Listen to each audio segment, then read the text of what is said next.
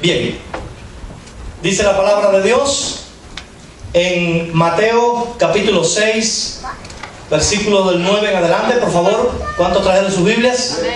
Amén. Gloria a Dios. Mateo 6, del 9 en adelante, pueden buscarlo. Digan amén cuando ya lo tengan. Dice la palabra de Dios: vosotros pues oraréis así: Padre nuestro que estás en los cielos, santificado sea tu nombre. Venga tu reino. Hágase tu voluntad como en el cielo, así también en la tierra. El pan nuestro de cada día, dásnoslo hoy.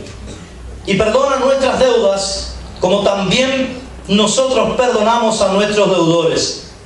Y no nos metas en tentación, mas líbranos del mal. Porque tuyo es el reino, el poder y la gloria por todos los siglos.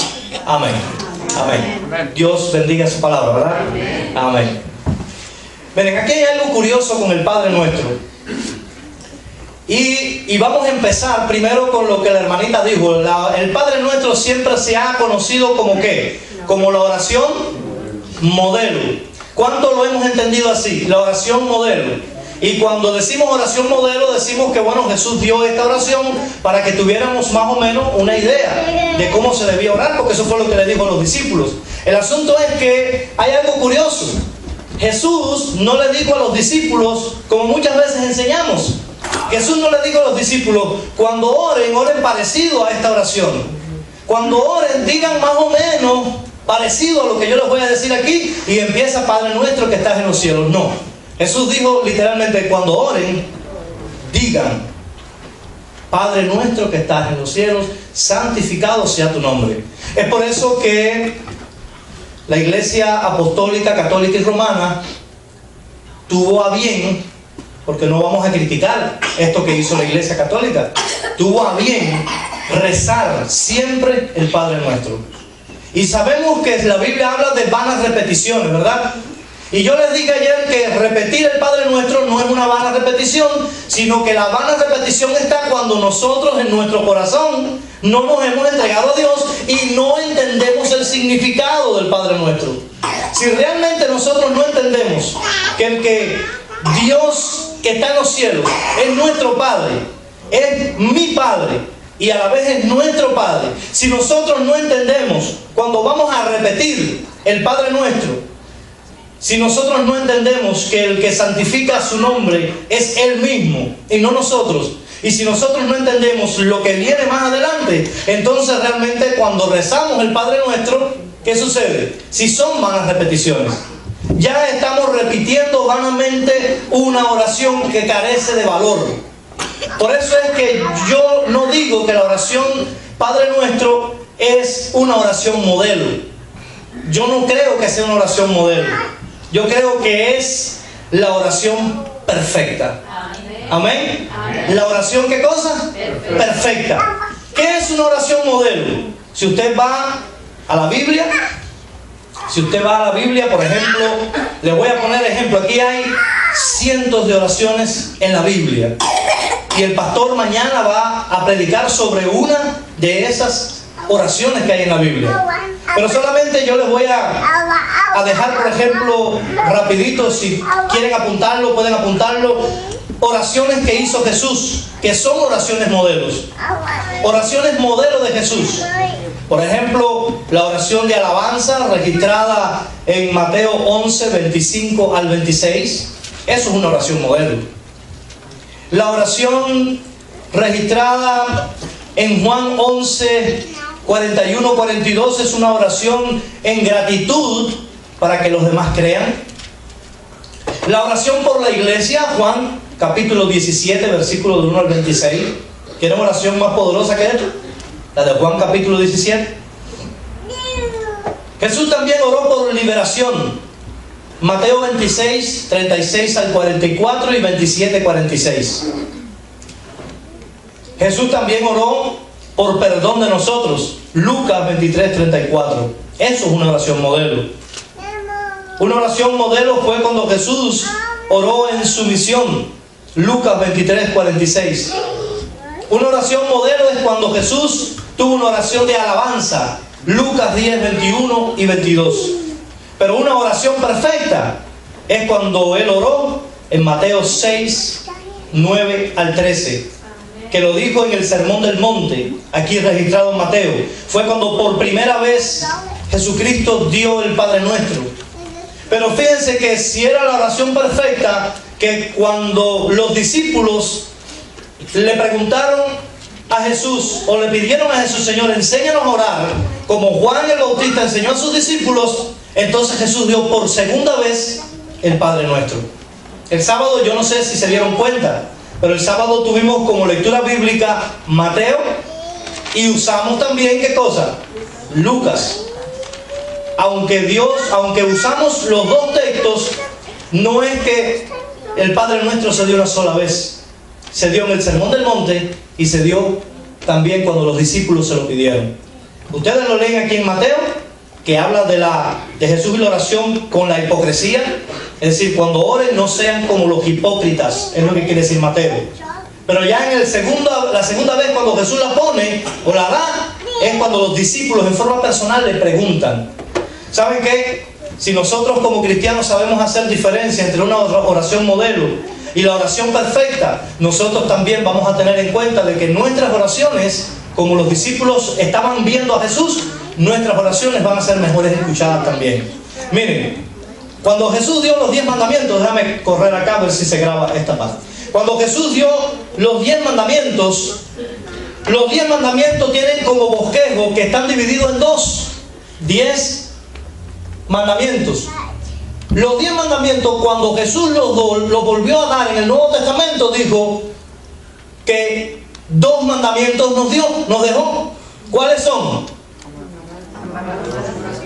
Amor a Dios. Yo escribo Dios así, es la palabra griega teos, para teos. Y amor al prójimo. Ahora miren acá lo interesante. La ley no se eliminó, como dicen los evangélicos y como dicen las religiones protestantes hoy, sino que se resumió ¿en qué? En 2 mandamientos nuevos. ¿Cómo yo le demuestro a Dios que lo amo? Primeramente, guardando los primeros 4 mandamientos, ¿no? Sí. ¿Y cómo yo le demuestro a mi prójimo que lo amo? Guardando los otros 6. Los otros 6 mandamientos. Es decir, que el bosquejo de los 10 mandamientos está como de esta forma. Primero pone a Dios, y primero tengo que mostrar el amor a Dios para después mostrar ¿qué cosa? Mi amor al prójimo. Por eso es que las cartas del Nuevo Testamento dice: quien dice que ama a Dios y aborrece quien dice que ama a Dios a quien no ve y aborrece a su hermano a quien ve, el tal es un mentiroso, el tal no tiene una verdad en él. ¿Por qué? ¿Cómo no puedo amar a mi hermano a que veo todos los días y digo, Señor, te amo? No tiene lógica, ¿verdad? Carece de poder, carece de valor. Ahora, cuando vemos el Padre Nuestro, vemos que el Padre Nuestro tiene esta misma estructura y nos damos cuenta que fue dado por la misma persona. Primero, en el Padre Nuestro se enfoca en pedidos ¿a quién? A Dios. Y después, pedidos, ¿qué cosa? Personales. Vamos a ir mirando, por ejemplo, el Padre Nuestro tiene 7 peticiones. 7 peticiones. Mírenlo. 7 peticiones. 3 son concernientes a Dios y 4 son concernientes a la persona. Vamos a ir mirando. Primera petición. Versículo 9, santifica tu nombre. ¿Santifica qué cosa? Tu nombre. Y ayer vimos toda una temática sobre qué es santifica tu nombre. Y un hermano me recordaba ayer y me decía: pastor, yo pensé que iba a decir el significado de la palabra santo, que es el verbo puro. Y saben, la palabra santo significa apartado para un uso sagrado. Y cuando la Biblia dice santifica tu nombre, también está diciendo: Señor, apártate solamente para lo sagrado en nuestras vidas. De hecho, el único Dios, y cuando usted lee todo el Antiguo Testamento, usted va a dar cuenta de que hay un contraste constante entre Dios y los dioses paganos.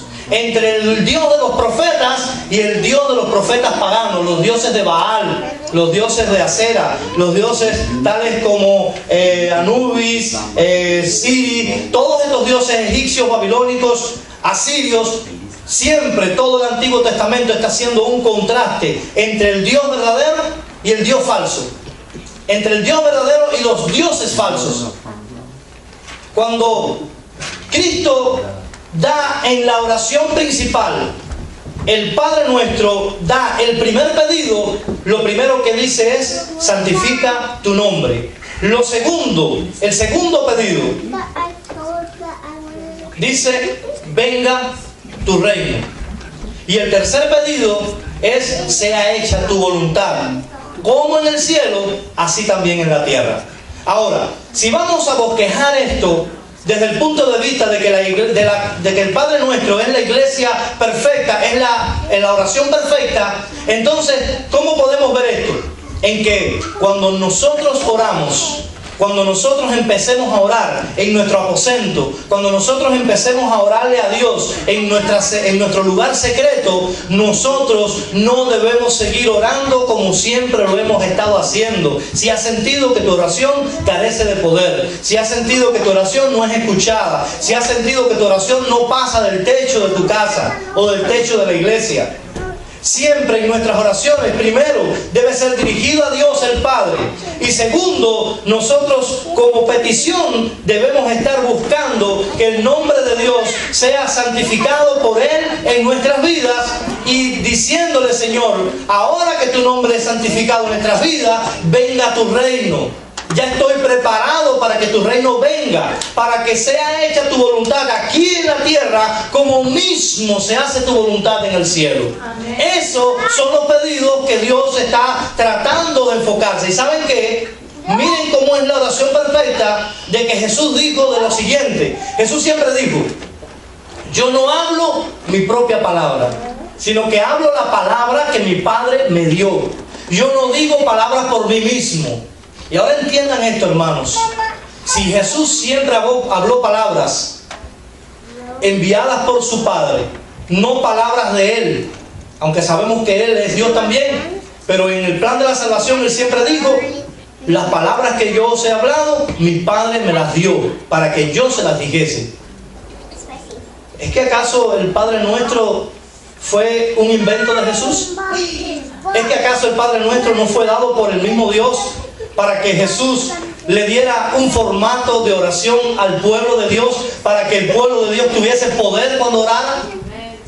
¿Cómo es posible que muchas veces nuestras oraciones carecen de poder? Porque generalmente cuando pedimos ¿qué cosa? Pedimos egoístamente.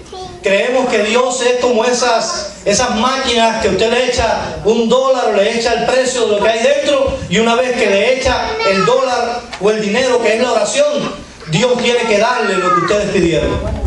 A veces vemos a Dios como un Santa Claus.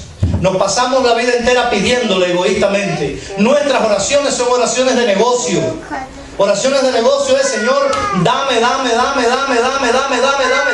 Yo quiero que se me multiplique a mí.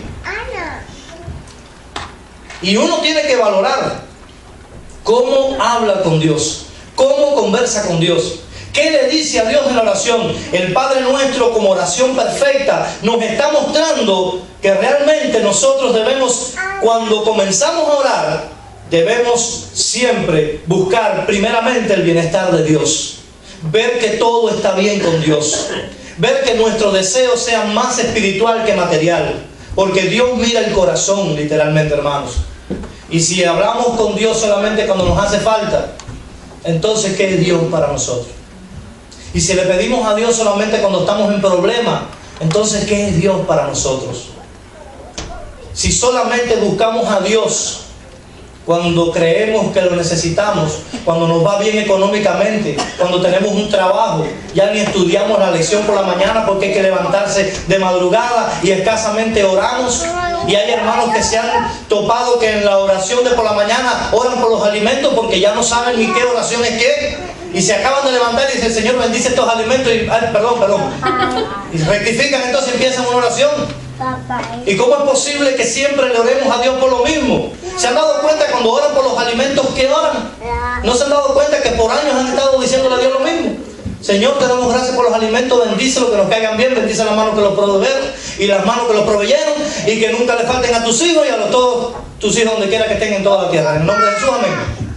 Creo que esa es la oración modelo de los alimentos para todos los cristianos, y no adventistas, para todos los cristianos de cualquier religión. Siempre oramos lo mismo. Rezamos más que los que rezan. ¿Qué es Dios para nosotros? Miren, la tercera petición, sea hecha tu voluntad como en el cielo, así también en la tierra, es lo que va a hacer que el nombre de Dios se santifique por completo cuando nosotros le damos la totalidad de nuestro ser. Ahora, en cuarta petición, ya entonces pone Jesús aquí como un pedido personal. Danos hoy nuestro pan cotidiano. Esto ha traído controversia entre los teólogos. ¿A qué pan se refiere? ¿Al pan espiritual o al pan literal? Muchos, yo no sé, aquí tú vas a cualquier tienda y compras la cantidad de pan que tú quieras. Pero algunos se atrevieron a decir que el Padre Nuestro Jesús lo dijo para los cubanos. ¿Ustedes saben por qué? Porque en Cuba diariamente solamente te dan un pan. Y entonces cuando dice, danos hoy nuestro pan cotidiano en singular, dice, esto está hecho para los cubanos. Porque por la libreta solamente te tocó un pan para el día, por persona. Y aunque esto es chistoso, puede ser, pero el asunto está en que Dios está preocupado por darte tu alimento físico. Solamente tienes que dejar que Dios sea ¿qué? Dios en tu vida, como decía yo ayer. Dios está preocupado. Cuando tú te desesperas, dejas a Dios en otro lado. Cuando tú empiezas a turbarte porque tus problemas de la casa, tus deudas se han aumentado, los biles, los taxes, y ahora estás buscando más trabajo, estás buscando un tercer trabajo quizás, estás buscando soluciones para tus problemas. Sin embargo, ¿dónde está Dios cuando tú te estás volviendo loco buscando soluciones para tu casa, para proveer para tu casa? ¿Dónde está Dios? Cuando Dios dice aquí en la palabra que Él va a proveer tu pan. Cuando Dios dice no solamente aquí en el Padre Nuestro, sino mucho tiempo atrás, con el rey David, cuando dijo, joven fui y he envejecido y no he visto un justo desamparado ni su familia que mendigue pan. ¿De qué pan estaba hablando David ahí? Del alimento físico. Y cuando hay un justo, todo a su alrededor brilla. Y todo a su alrededor es bendecido por un justo solamente. Y aquí Dios está dispuesto a darte lo único que nosotros no le pedimos con fe. No recibimos más de Dios porque soltamos muy rápido la mano de Dios en nuestras oraciones. Nos cansamos muy rápido. La otra petición acá, cuando realmente Dios está preocupado por darnos nuestro pan físico y también nuestro pan espiritual, dice que la quinta petición es: perdona nuestras deudas.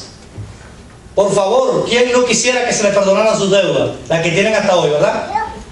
¿Cuántos tenemos deudas? Yo creo que en este país todo el mundo tiene una deuda, sea grande, sea pequeña, pero todos tenemos deuda. Pero cuando miramos, al Señor aquí en el Padre Nuestro y decimos perdona nuestras deudas, no solamente en las deudas que tenemos hoy, sino que cuando Jesús está diciendo aquí en el Padre Nuestro, perdona nuestras deudas, está diciendo ¿qué cosa? Libéranos.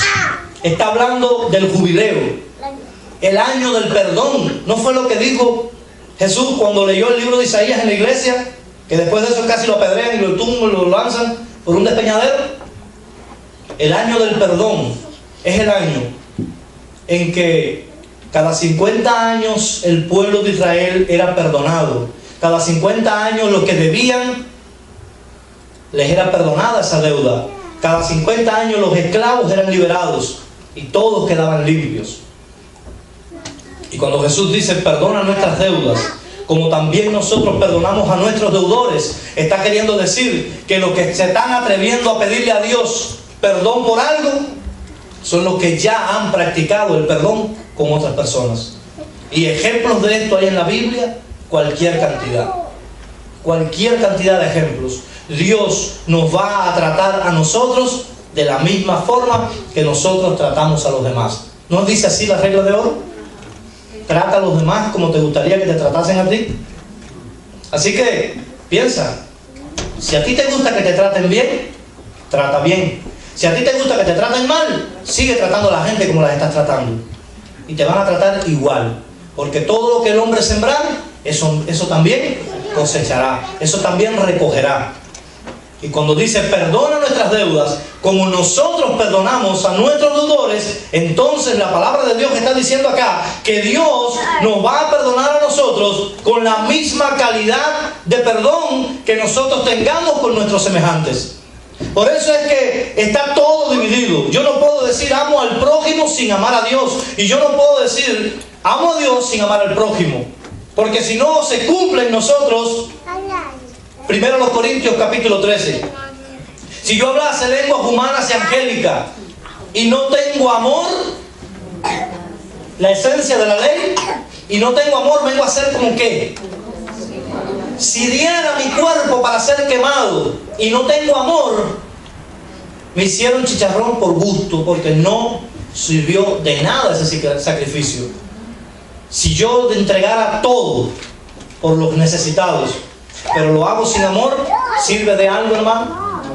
Por eso es que cuando nosotros venimos a la iglesia a adorar a Dios, y cuando nosotros decimos a Dios perdona nuestras deudas como nosotros perdonamos a nuestros deudores, cuando nosotros venimos a la iglesia a adorar a Dios, realmente debemos rendirle a Dios un culto de corazón, un culto de verdad. Debemos venir con el espíritu y el entendimiento. No debemos venir con el espíritu de crítica ni el don de lengua. Debemos reprender esos dones. Y no estoy hablando del don de lengua de Dios, sino el don de lengua de hablar de más lo que no tienes que hablar, ¿verdad? Ese también es un don de lengua del diablo. Y muchas veces venimos a la iglesia con espíritus que no son de Dios. Por eso la Biblia dice probad los espíritus, porque de la misma forma que tú actúes en esta tierra, Dios va a actuar contigo también. Y dice Dios también, quien se avergüence de mí, yo me avergonzaré de él ante la presencia de mi Padre. Por eso es que nosotros debemos ser cristianos genuinos 24 horas al día. No podemos dejar de ser cristianos para ir al trabajo. No podemos dejar de ser cristianos para tener sexo con nuestra pareja. No podemos dejar de ser cristianos para ir a la escuela. No podemos dejar de ser cristianos ni un segundo, hermano, porque si dejamos de ser cristianos un segundo, nuestra salvación pende de un hilo y todo puede ser tirado a la borda. La sexta petición dice, no nos metas en tentación. Esta petición me está hablando de que Dios nos mete en tentación. Dice aquí un dicho, la prueba se soporta, la tentación se vence. ¿Es excusa para pecar la tentación? ¿Es pecado la tentación? Cuando nosotros somos probados, debemos soportar esa prueba, porque junto con la prueba vienen tentaciones. Cuando Dios nos está probando, está purificando nuestro carácter, como dice Primera de Pedro capítulo 4 versículos del 12 en adelante, dice, amados, no os sorprendáis del fuego de prueba que os ha sobrevenido como si alguna cosa extraña os aconteciese, sino gozaos por cuanto sois participantes de los padecimientos de Cristo. Eso lo dice Primera de Pedro, eso lo dice el apóstol Pedro.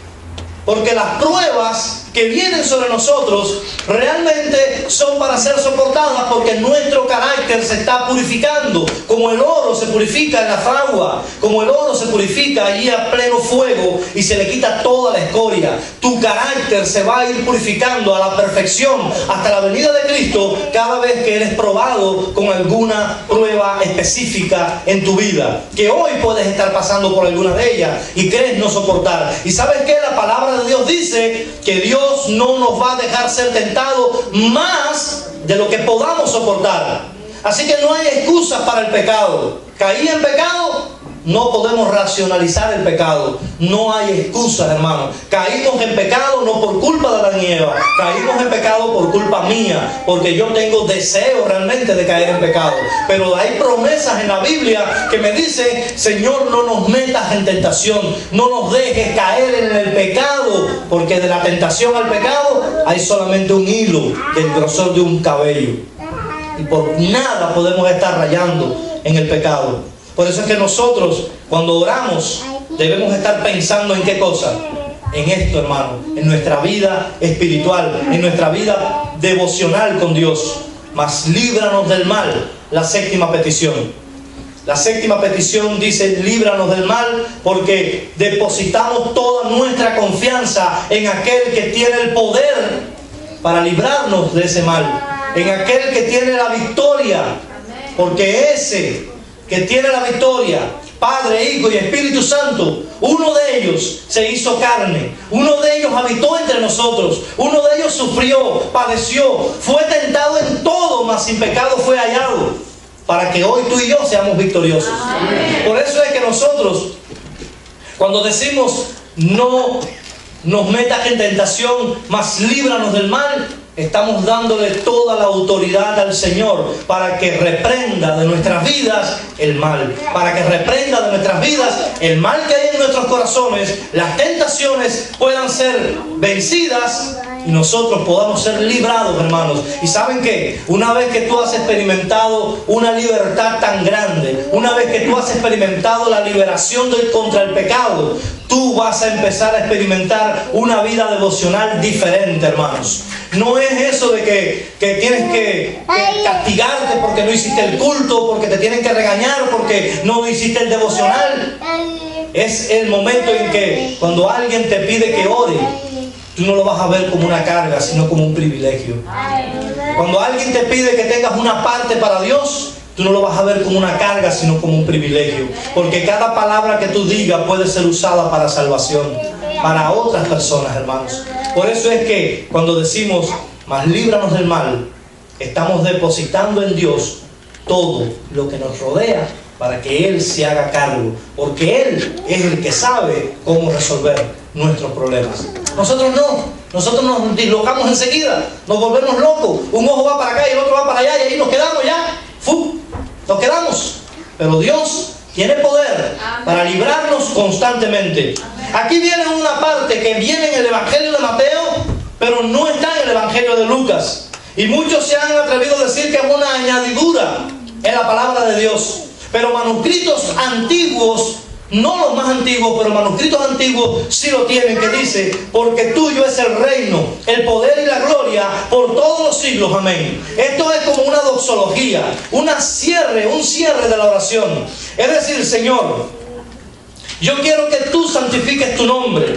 Yo quiero, Señor, que tú realmente puedas que vengas en tu reino, y yo quiero que tu voluntad sea hecha aquí en la tierra como en el cielo es hecha. Danos nuestro pan cotidiano, Señor. Danos todo lo que necesitamos. Libéranos del mal. No nos metas en tentación. Lo hacemos, Señor, porque realmente tuyo es el reino, el poder y la gloria. Y hoy, Señor, lo estamos reconociendo ante todo el mundo. Tuyo es el poder, el reino, el poder y la gloria por todos los siglos. Amén.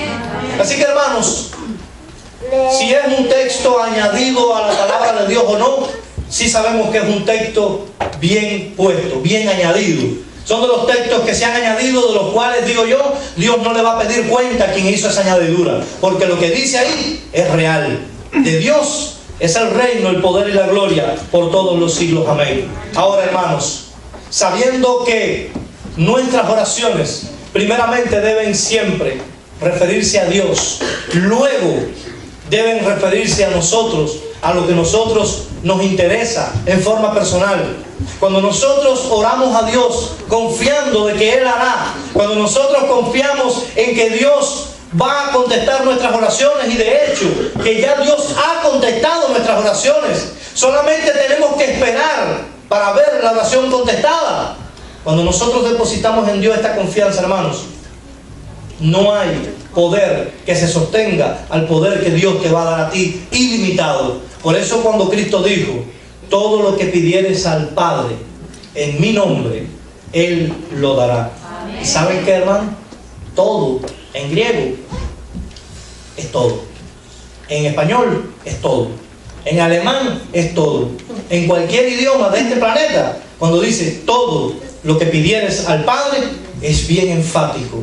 No hay nada que no se te ocurra, no hay nada que no llegue a tu pensamiento que tú le pidas al Padre, si estás en armonía con su palabra, si estás en armonía con Él, que Él te vaya a despreciar. El Señor va a darte. Ahora, ¿has tenido esa experiencia con Dios? ¿Has tenido ese momento con el Señor en el cual todo lo que tú pides, el Señor te lo da? Yo no sé, hermano, yo he vivido esto en el Señor. He vivido esto en el Señor. Y yo no estoy hablando del Señor, dame un carro y me dio una bicicleta. No. No estoy hablando de este tipo de cosas materiales. Estoy hablando de cosas grandes en tu vida espiritual. Estoy hablando de cosas grandes que te rodean, que te dan bendición, y que tu vida va de bendición en bendición, de tal forma que cuando tú das testimonio aquí, puedes decir, como decía el hermano Oscar, un hermano allá en Cuba, él, una persona mayor que era muy atea, y una vez que le entregó su corazón a Dios, ustedes saben cuál era su testimonio cada miércoles. Su testimonio es: yo le doy gracias a Dios porque Dios me tiene malcriado. Así decía él.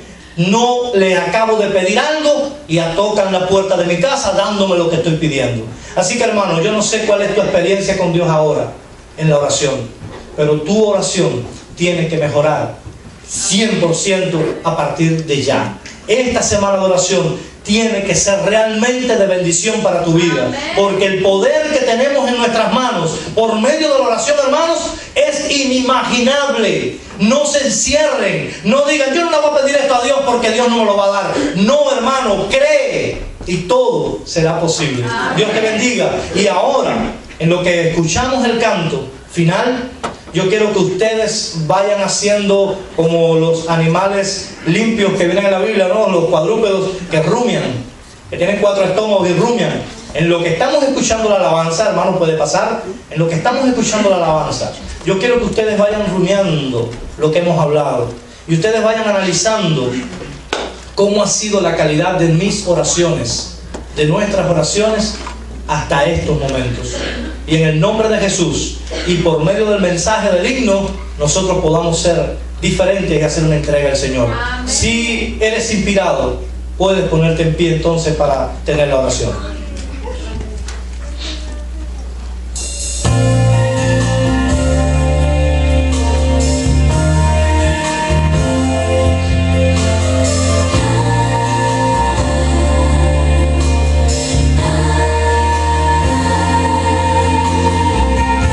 El poder del cristiano está en la oración. El que ora constante vencerá en todo tiempo la tentación. El poder del cristiano está en Jesús. Si Cristo lo dijo, orad siempre, siempre, porque la respuesta está en la oración. Si el enemigo caerá vencido, caerá ante tus pies. Y en toda lucha y en toda prueba tú podrás vencer. Si oras ferviente con toda tu mente y tu corazón, las fuerzas del mal querrán destruirte y tú ferirte, pero no podrán. Si el enemigo caerá vencido, caerá ante tus pies. Y en toda lucha y en toda prueba tú podrás vencer. Si oras ferviente con toda tu mente y tu corazón,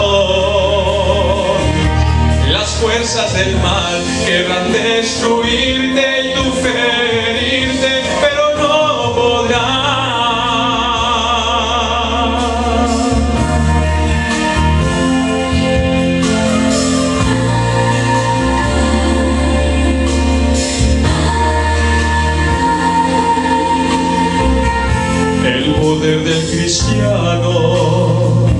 está en la oración. El que ora constante vencerá en todo tiempo la tentación. El poder del cristiano está en Jesús. Si Cristo lo dijo, orad siempre, siempre, porque la respuesta está en la oración. Si el enemigo caerá vencido, caerá ante tus pies. Y en toda lucha y en toda prueba tú podrás vencer. Si oras ferviente con toda tu mente y tu corazón, las fuerzas del mal querrán destruirte y tu ferirte, pero no podrán. Y el enemigo caerá vencido, caerá ante tus pies.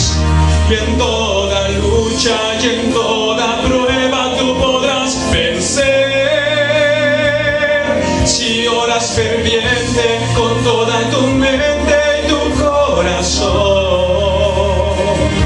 las fuerzas del mal querrán